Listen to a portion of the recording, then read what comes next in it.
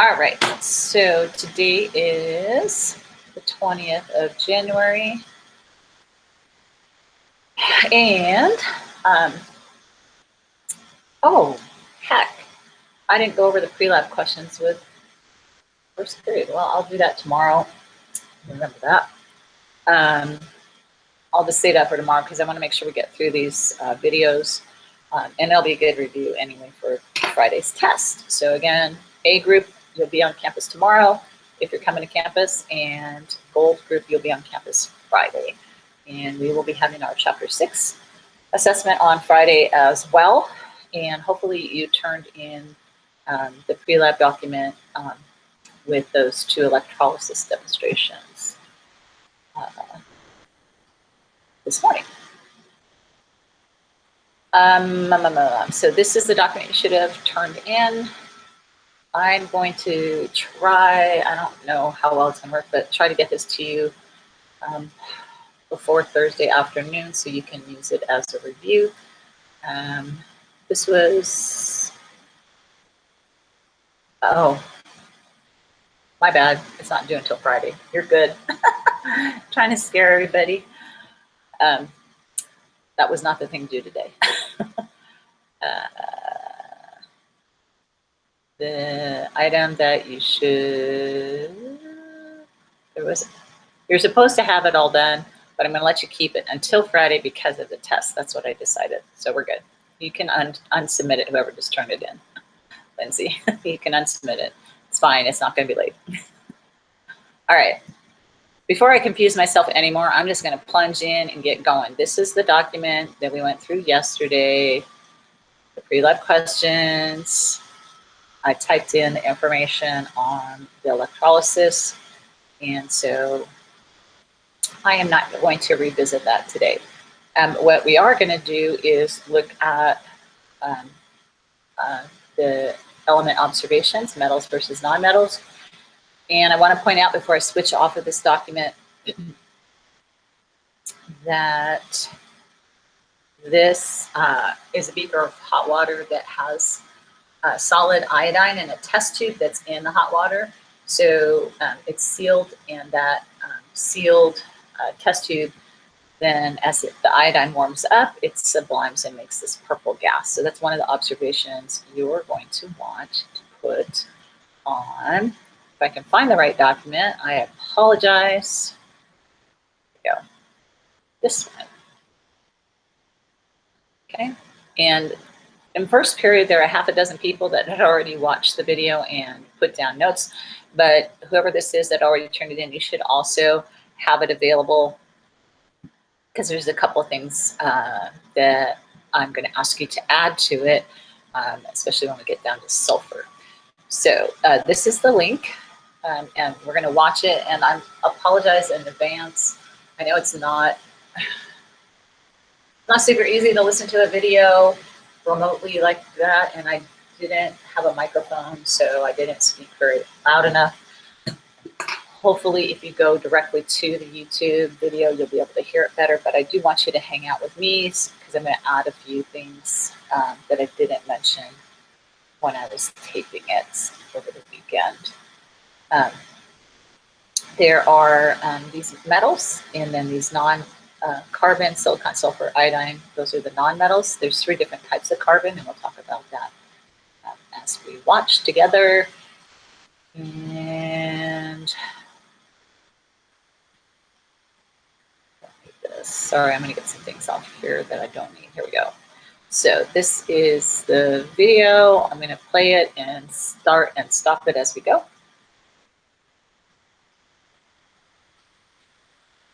Hi everybody, I'm going to go through and show you some elements. And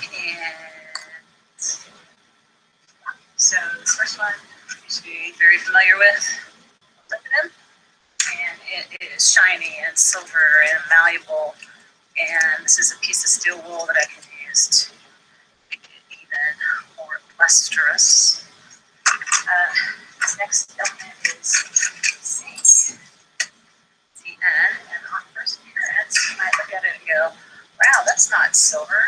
But all you have to do is buff it up a little bit to remove oxidation.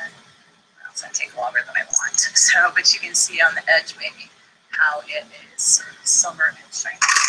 And then this is little zinc drops that are used as shot. Now we use zinc for our weights and fishing.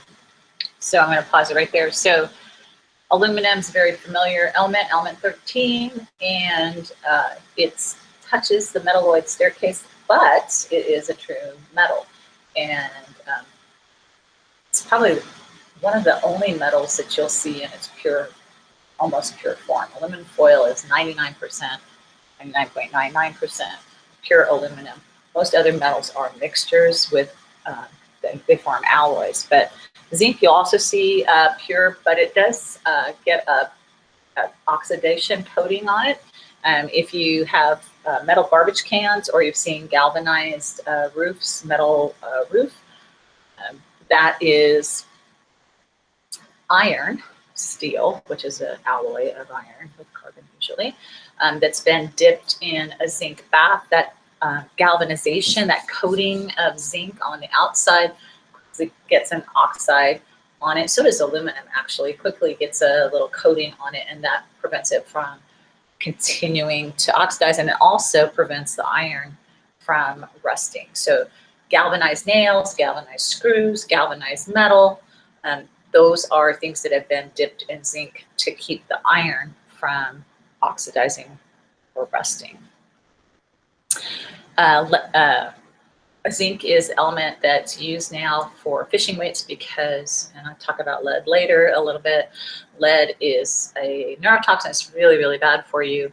And so to keep the lead out of the environment and out of our lakes, because then it gets into the ecosystem. If you lose your fishing weight, most of you, if you've been fishing, you know, the line breaks and you lose your hook and you lose your lures and you lose your weights. And that buildup of lead concentrates as you go up the food chain in the ecosystem. So we've banned lead weights, at least in California.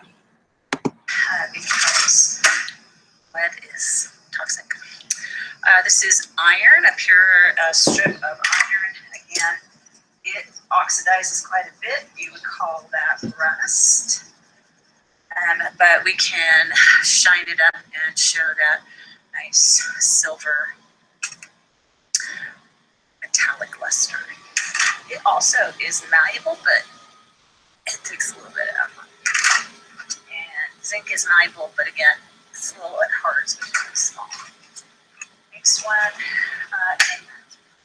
mine is copper, and actually I should have done copper before zinc. I was trying to go in atomic number order, like the periodic table. Of course, copper is not silver.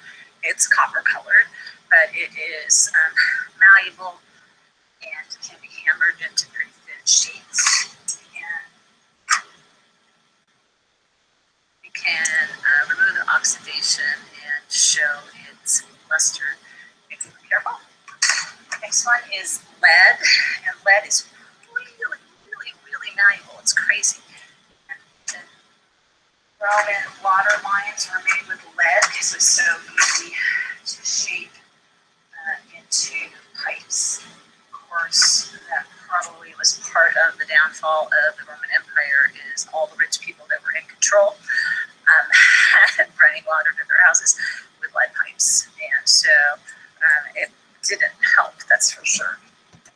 So we have lead pipes a lot of places in this country as well, especially in older big cities. And pretty rapidly, the pipes get a coating on the inside of them so that you don't get a lot of the lead actually in your drinking water. But if you do something silly like the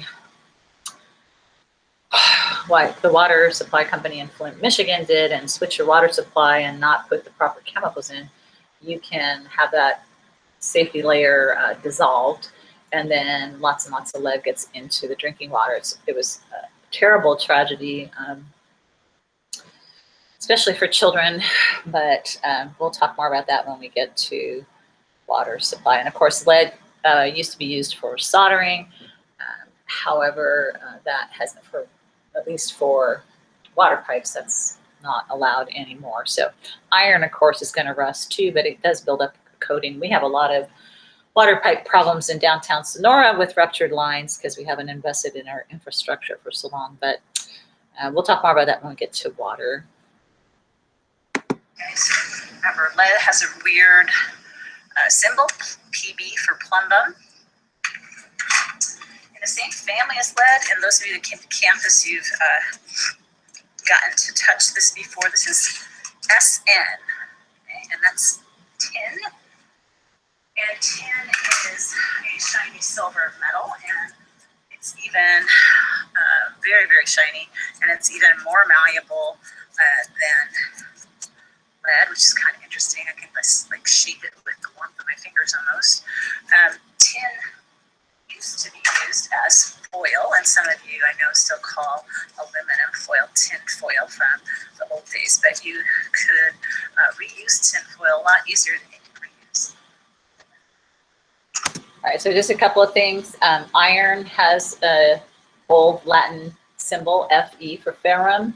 Copper is Cu, and that's for cuprum, right? There's no U in copper. Lead is plumbum, which is the derivation of the word plumber. And then tin is Sn, which is from stannous. And back in the old days, they used to put stannous fluoride. I can remember the Crest commercials bragging about having stannous fluoride in them. But now they use sodium fluoride to help prevent the bacteria in your mouth with your toothpaste. So kind of crazy. All right, so we just finished up tin, and again, tin foil, that kind of becomes part of your family's vernacular. And so we don't have tin foil anymore. But one other thing about tin that, before I forget, that's also used as a coating on iron, on steel cans. So some of you may refer to the cans that your soup comes in as a tin can. It's not tin, it's iron. And back in the old days, they used to take the cans and dip them in a vat of molten tin to coat the iron very thinly. And that would prevent the food, the acidic food, most food is acidic, you'll find out, from touching the iron and causing corrosion, causing health problems, which is also why a lot of people don't buy dented cans. It's really not a problem anymore. But back in the early 1900s, mid 1900s, dented cans could have a break in that inner tin coating, which could mean the food could spoil inside the can. All the cans now, whether it's a soda can, whether it's, so a soda can is obviously aluminum, but they also coat that with a polymer, a plastic layer. So even if it gets dented, it probably won't break. All of those elements, of course, are metals. I'm going to switch gears to the other side of the periodic table and talk to you about. Right, I'm just going to touch base with y'all right now. Any thing I can, where'd you guys go? There you are. Any questions about metals, the metal observations?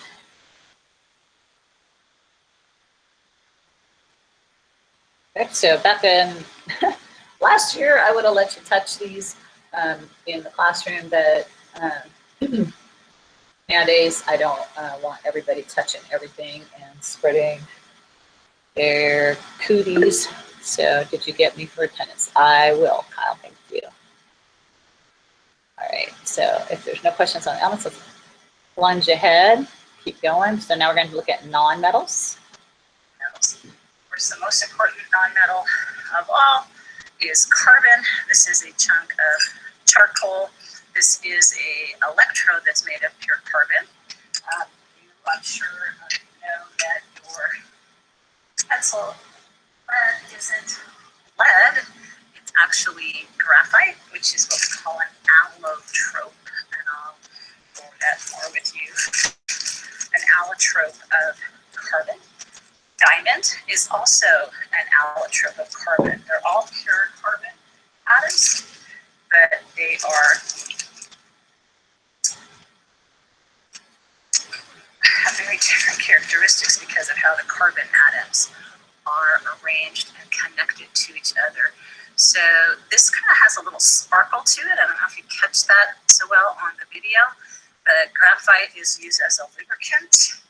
It turns out, even though carbon's a non-metal and should be non-conductive, you can actually use it to conduct electricity just a little bit. So that's what I did yesterday with those electrolysis demonstrations. I used pencils. I just want to have you on this document, hopefully you can see, shows up for you, where we're talking about non-metals. I have the three different three of the possible, there's more than this, forms of carbon. So just a little thing to add in here for your notes.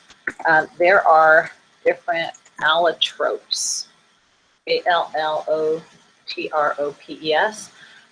They're just different forms or arrangements of, in this case, carbon. So carbon has 4 valence electrons. Those 4 valence electrons bond really well to other carbon atoms. Some carbon substances, like charcoal, is just pure what we call amorphous, because it doesn't have a body structure to it. They're just kind of just all mixed up together, the carbon atoms. Graphite, on the other hand, is when the carbon atoms form into linking layers, sheets. And that's why it's a good lubricant, because those sheets can just slide over each other. And that's why you can write with a graphite pencil, because you're rubbing off a layer of graphite onto your paper. And of course, the diamond, on the other hand, is not at all. It's very highly structured and very, very the hardest natural mineral there is. And there are other allotropes of carbon, Buckminster fullerene, buckyballs. We'll talk about how they interlock into, makes it kind of look like a soccer ball. And then there's nanotubes. There's all different ways that carbon can connect to other carbons. So I just wanted to point out that there's different allotropes of carbon. And when we get to organic chem, we'll talk more about that. I'll show you that. Also in carbon's family is silicon. And remember, silicon's on that ladder. It's a beautiful element when it's in pure forms. And most people look at that and go, oh my gosh, that's metallic luster. Look how shiny it is. It's that silver gray color, except you can see the conchoidal fractures on here. This is it's a metalloid, and if I hit this with a hammer, it would fracture. And what they do, once they purified it, I showed you a picture previously, they put it into those pigs, into those round, looks like the hamburger packaging now, into like sausages, and then they slice super thin slices of pure silicon, and then they stamp out electrodes, your computer chips, onto little squares of this. And so this is silicon. A couple families over is sulfur. Sulfur is a colorful element. It's yellow. It has a very distinct odor and the rotten egg gas smell. And if you hit this with any kind of a, whoop, I don't know if you saw that. Ooh, I'm going to make a mess of my floor. If you hit it without hardly any force at all, you can, I don't know if you can see that. There we go. You can shatter it, basically. So it's very brittle, and that's totally typical of a non-metal. And then this one, it's kind of surprising. Look at how this is packing tape that over the years, and then this is masking tape over the years, just sitting in the bag. It actually turns the bag yellow, and that's because this element sublimes. It goes straight from the solid to a gas. If you've ever had surgical scrub for a surgery, you know that betadine scrub is kind of a yellow, makes your skin turn a yellow color. I don't know, I may have to warm this up later. But one of the very cool things about iodine is when it sublimes and turns into a gas. I'm trying to warm it up. When it sublimes and turns into a gas, it's a purple gas, which is really crazy. It actually has a little bit of sparkle to it. It is a gray color, but iodine is very definitely a non-metal, and it's in the halogen family. And I'll come back to this. I'm gonna put it in my pocket and warm it up. So warming it up in my pocket didn't work so well, but again, nonmetals tend to have odors, tend to have colors, like the yellow sulfur, like the purple iodine gas. That is one of their distinguishing characteristics. But if you actually look at the iodine crystals, they, like I said, have a little bit of a luster to them. So just because something has a luster doesn't mean it's a metal, and you have to be a little bit cautious on that. All right, any questions about the nonmetals?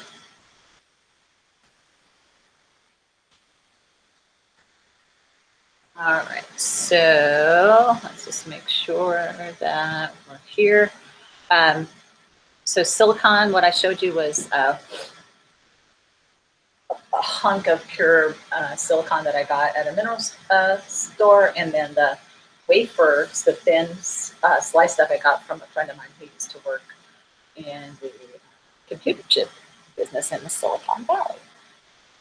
The next thing I wanted to show you is a video about sulfur and burning sulfur, and I didn't add that on here, so just add to your observation sheet, because I'm typing on my original and it won't show up on yours, I don't believe, since it's already been dumped into your classwork feed. So I'm going to show you a clip on what happens when you react a non-metal with water. And that one. Okay.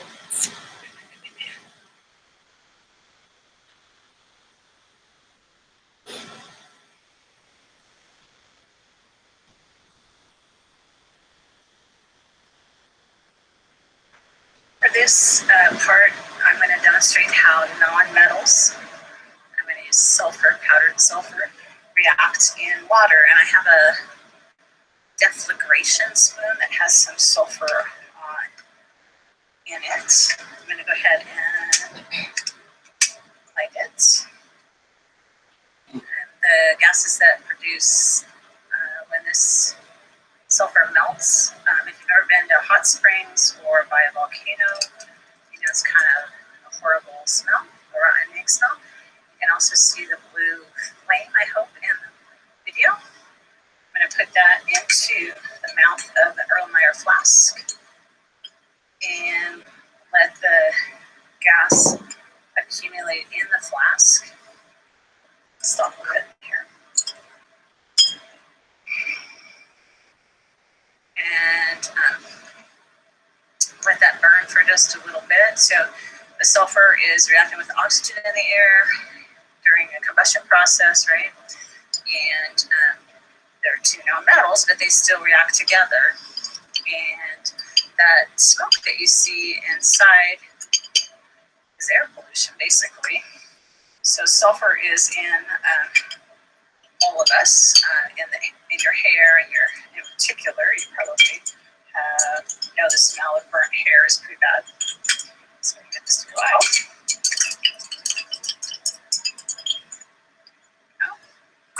And what I'm going to do is just shake up the flask, try and get that gas to dissolve in the water.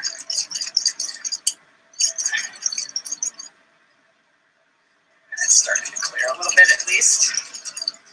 So that looks pretty good, but this time I'm going to go ahead and put in blue litmus paper and see what happens. Remember, blue is for base. And so sulfur, a non-metal, makes the litmus, makes water, reacts with water to make a acidic solution. So this is a component of acid rain. It's one of the problems of burning coal and fossil fuels is the sulfur gets into the atmosphere and makes acid rain. So I just want to mention that rain is always slightly acidic naturally. It's just a fact. We always have carbon dioxide in the atmosphere. We always have some sulfur and nitrogen oxides in the atmosphere due to volcanic eruptions and hot springs and geothermal vents. But the term acid rain is reserved for rain more acidic than it should be. There's actual, before the Clean Air Act and other things were put into place, there were actual lakes in the Northeast in New England that had the pH of vinegar, pH of 3. And that's from burning coal. That's a big problem on the East Coast, not so much here in the West, but it's still an issue. And we'll talk more about acids and bases and air pollution later in the year as well. Any questions?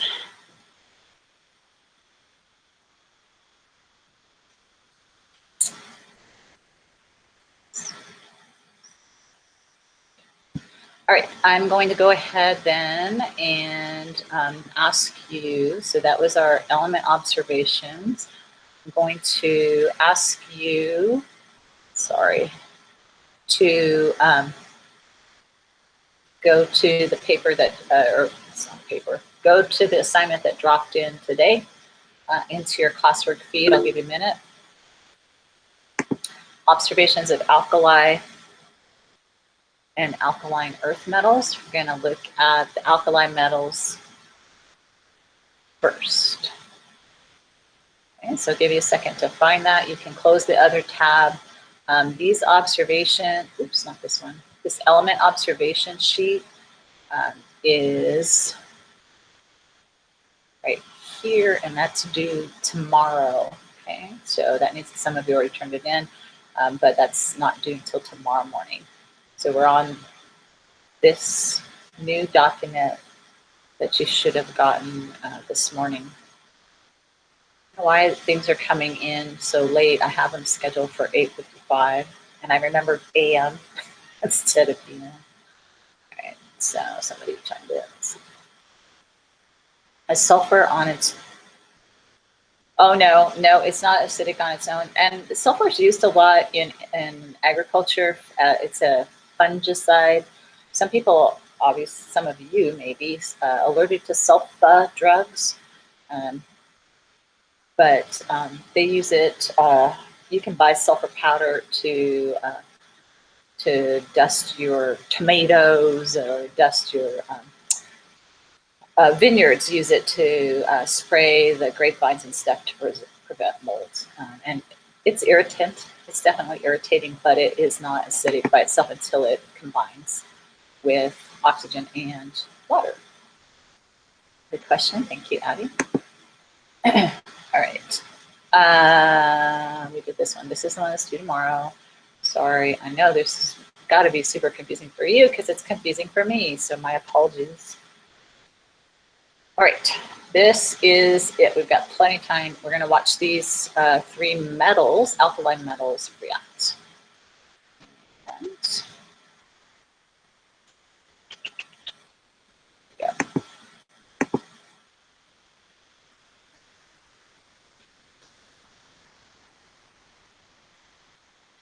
Ready?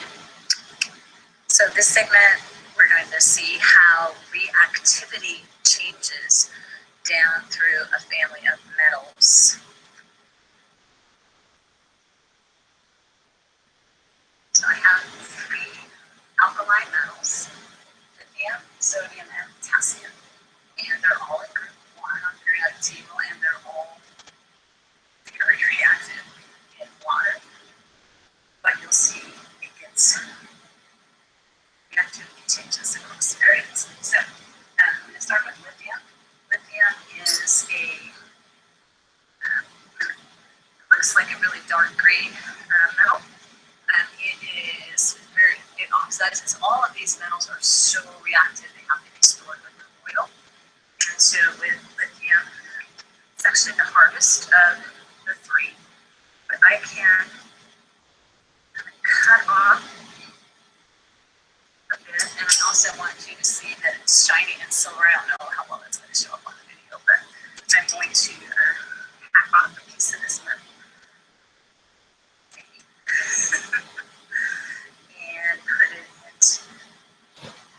Need to eat my Wheaties. Large. And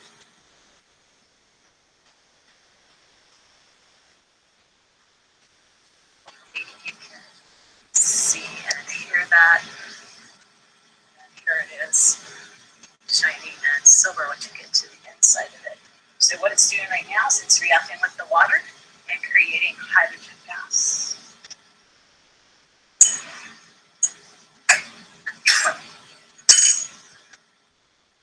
Which they all do. So it's a little bit of an irritant, honestly. The next one is sodium. And this is a pretty good sized chunk of sodium, actually. It's bigger than I used to say. So that's kind of nice.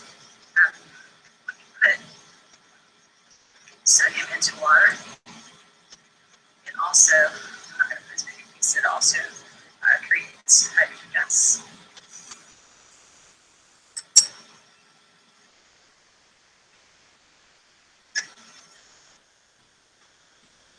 You can see it, maybe. I hope you can see it. It stays kind of balled up.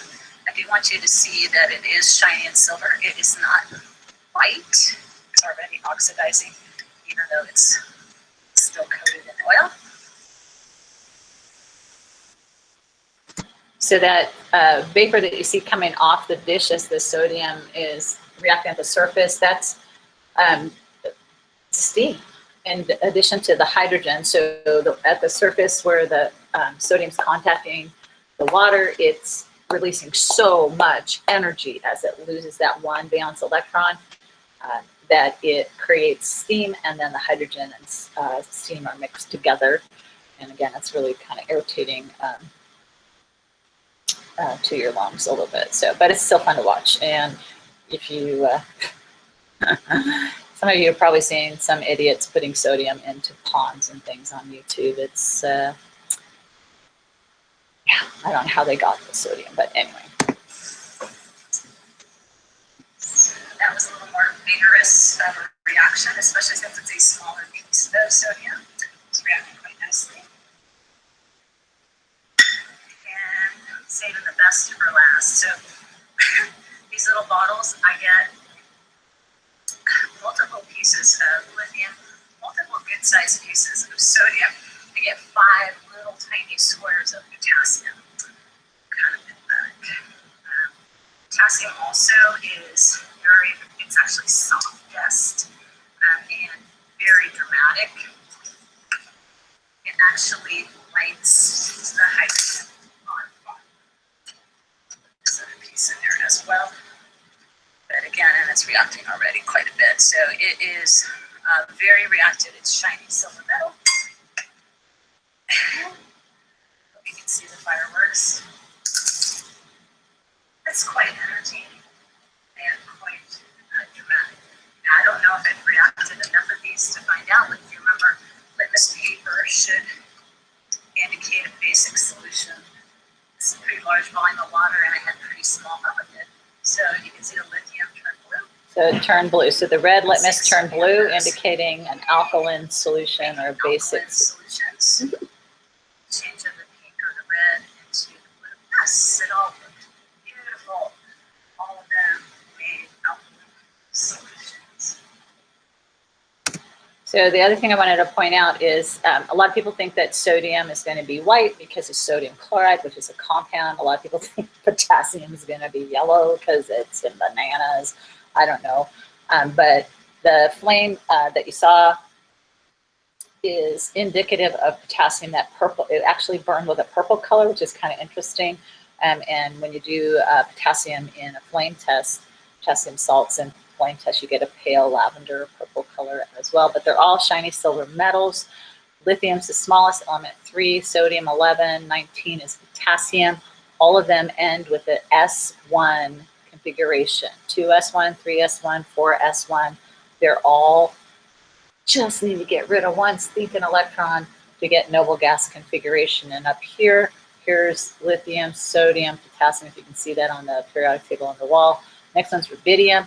Can you imagine seeing the change from lithium just to potassium? Cesium's so reactive, they have to keep it in an evacuated little ampules, little glass ampules, because it just like reacts in the air instantly. So quite dramatic. The bigger the metal is, the more reactive it is. That last electron's farther and farther from the nucleus and easier to remove. Okay, any questions I can answer right now for anyone? I'm going to stop the recording.